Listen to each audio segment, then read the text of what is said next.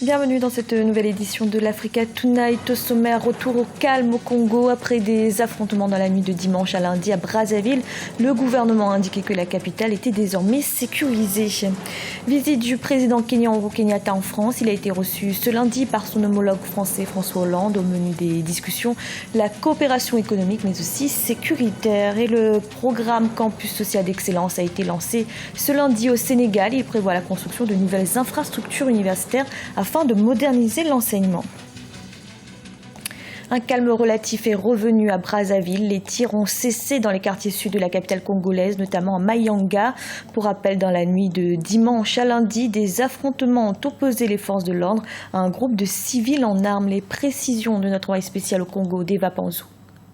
Nous sommes au rond-point Mungali dans le 4e arrondissement de Brazzaville. Brazzaville où les habitants des quartiers sud ont été réveillés tôt ce matin par des tirs à l'arme automatique.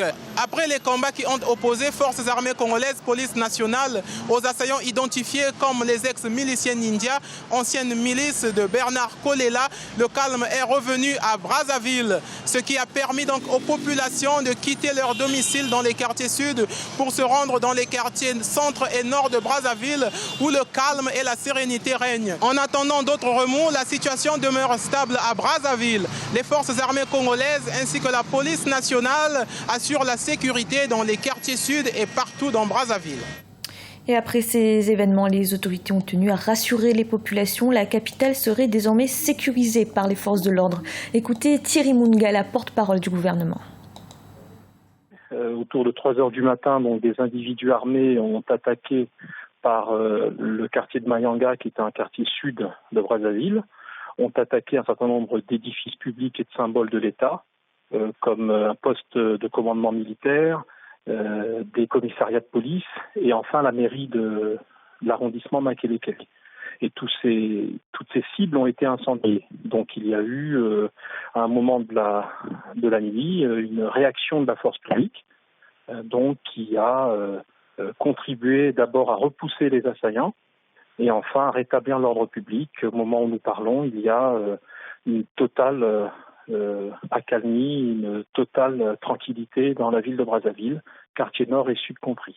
Maintenant, pour un bilan exhaustif, que ce soit en termes humains ou en termes matériels, je crois qu'il faut attendre un peu. C'est quasiment assimilé, à la limite en demandant une revendication, assimiler tout cela à un acte terroriste, ce qui est manifestement et malheureusement le cas.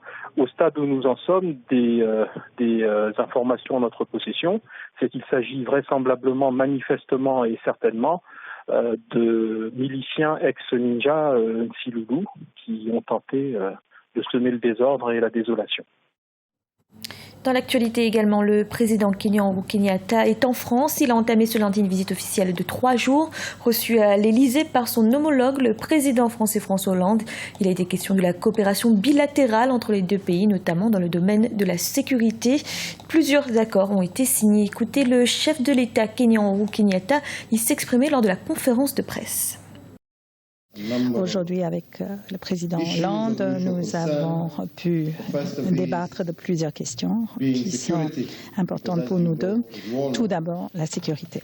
Comme vous le savez, la France et le Kenya ont tous les deux été victimes d'attaques terroristes. Il s'agit là d'un problème mondial. Et le Kenya a toujours dit que ce problème mondial nécessite une réponse mondiale également, si nous voulons vraiment arriver à terme de ce fléau. Nous avons signé plusieurs accords et des mémorandums d'entente qui représentent environ 250 millions d'euros et qui couvrent plusieurs projets dans le secteur d'infrastructure qui sont, selon nous, le moyen pour garantir une certaine prospérité pour notre population.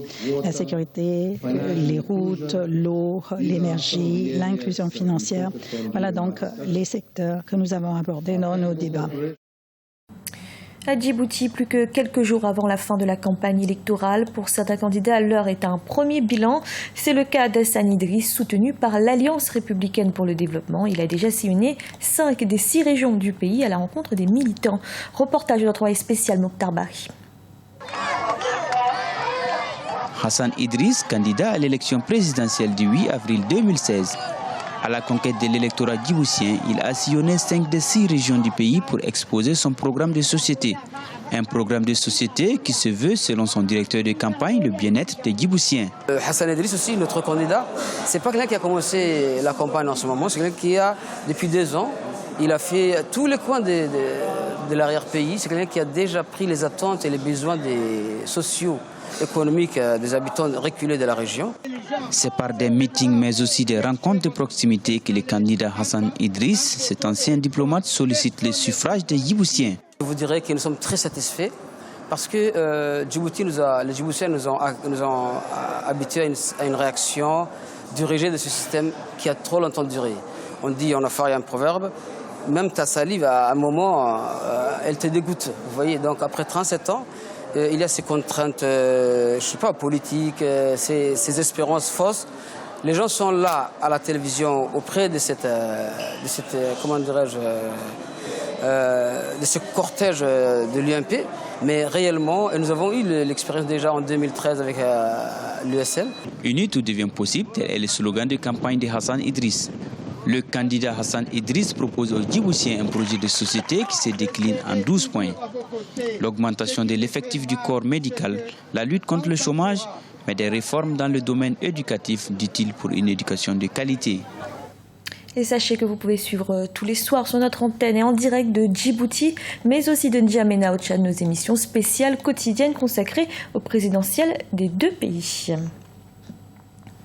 Le Sénégal a célébré ce lundi le 56e anniversaire de son accession à l'indépendance, placé cette année sous le thème des forces de défense et des défis sécuritaires. À cette occasion, quelques 586 prisonniers ont été graciés par le président Macky Sall, le chef de l'État qui a profité de son discours à la nation pour annoncer le renforcement des moyens de l'armée. Et toujours au Sénégal, les travaux des nouvelles infrastructures universitaires ont été lancés ce lundi à l'université Cheikh Anta Diop de Dakar. 35 nouveaux pavillons vont être érigés sur 4 sites différents afin de moderniser l'enseignement. Ce programme campus social et d'excellence prôné par le président Macky Sall et d'un montant de 52 milliards de francs CFA a été financé par United Bank of Africa. Écoutez son président directeur général Tony Elumelu.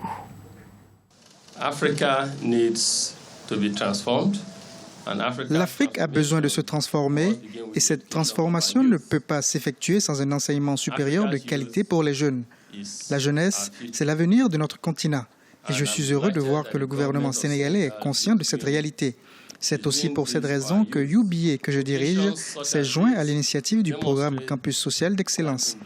La solution aux problèmes de l'Afrique ne peut venir que de l'Afrique, par les Africains, surtout quand les secteurs privés et publics s'engagent à travailler ensemble. C'était le journal de la rédaction. Merci de l'avoir suivi. Retrouvez dans un instant une nouvelle édition de l'information.